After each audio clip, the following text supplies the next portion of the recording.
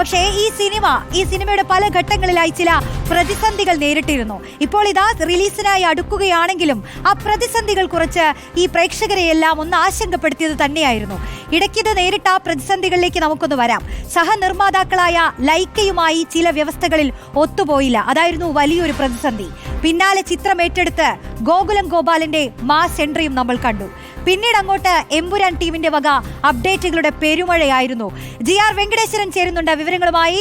വെങ്കി, എന്തൊക്കെയാണ് എമ്പുരാൻ ഇതുവരെ നേരിട്ട പ്രതിസന്ധികൾ? അതിനെയെല്ലാം മറികടന്ന ഇപ്പോൾ തിയേറ്ററിലേക്ക് എത്തുന്നത് എങ്ങനെയാണ് വെങ്കി?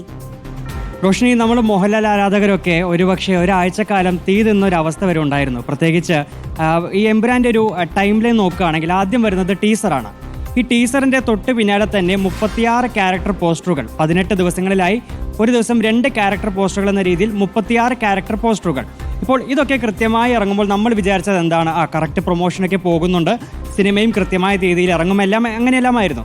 പക്ഷേ അവിടെയാണ് ഒരു ട്വിസ്റ്റ് സംഭവിക്കുന്നത്. കുറച്ച് ദിവസത്തേക്ക് ഈ ക്യാരക്ടർ പോസ്റ്ററുകളെല്ലാം ഇറങ്ങിക്കഴിഞ്ഞ ശേഷം കുറച്ച് ദിവസത്തേക്ക് ഒരു അപ്ഡേറ്റും ഇല്ല എമ്പുരാൻ്റെ. എന്താണ് അവസ്ഥയെന്ന് ആരാധകർക്കും അറിയില്ല, പ്രൊഡക്ഷൻ ക്രൂവും ഒന്നും പറയുന്നില്ല, പൃഥ്വിരാജും ഒന്നും വിട്ടു പറയുന്നില്ല. ഇങ്ങനൊരു അവസ്ഥയിലൂടെയാണ് നമ്മൾ കടന്നുപോയത്.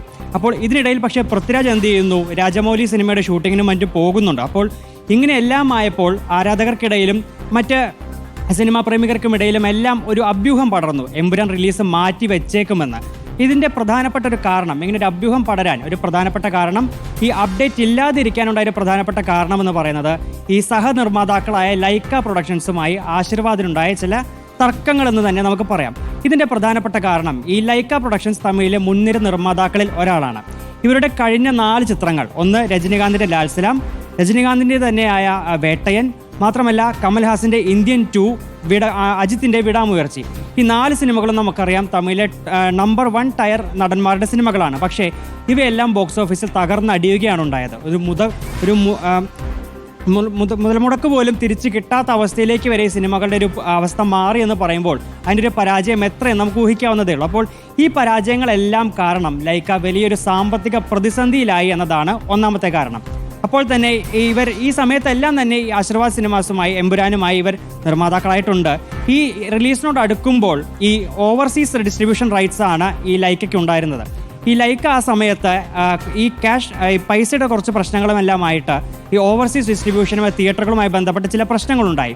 ഈ മറ്റ് സിനിമകൾക്കുണ്ടായ നഷ്ടങ്ങൾ നികത്തിയില്ലെങ്കിൽ എമ്പുരാൻ്റെ റിലീസ് അനിശ്ചിതത്വത്തിലാവുമെന്ന നിലയിൽ വരെ ലൈക്ക പ്രൊഡക്ഷൻസിൻ്റെ ഭാഗത്ത് നിന്ന് ഒരു നീക്കമുണ്ടായി. ഇതാണ് ലൈക്കയും ആശീർവാദും തമ്മിലൊരു തർക്കമുണ്ടായത്. ഈ തർക്കമാണ് പ്രധാനമായും ഒരാഴ്ചക്കാലത്തേക്ക് യാതൊരു അപ്ഡേറ്റും ഇല്ലാത്തൊരവസ്ഥയിലേക്ക് വരെ നമ്മളെ എത്തിച്ചത്. ഞാൻ മുമ്പ് പറഞ്ഞതുപോലെ ഈ ഒരാഴ്ചക്കാലം എന്ന് പറയുന്നത് നമ്മളൊക്കെ തീ നിന്ന കാലമായിരുന്നു.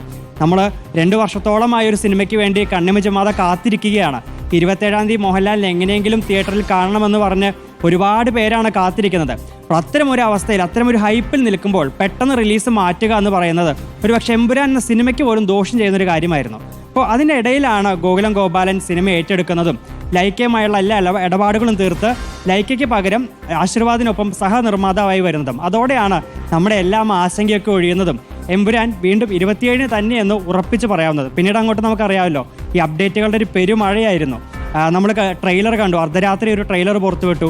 അർദ്ധരാത്രി പുറത്ത് ഇറക്കി വിട്ടിട്ട് പോലും ഒരുപാട് ആരാധകരെന്ന് പറയാൻ പാടില്ല, മലയാള സിനിമാ പ്രേമികളെല്ലാവരും ഒരുപാട് പേര് ആ ട്രെയിലർ അർദ്ധരാത്രി പോലും കണ്ടു. മാത്രമല്ല പിറ്റേ ദിവസങ്ങളിൽ ഇത്രയും ദിവസമായിട്ട് പോലും ആ ട്രെയിലർ സംബന്ധിച്ച ചർച്ചകൾ നടക്കുന്നു.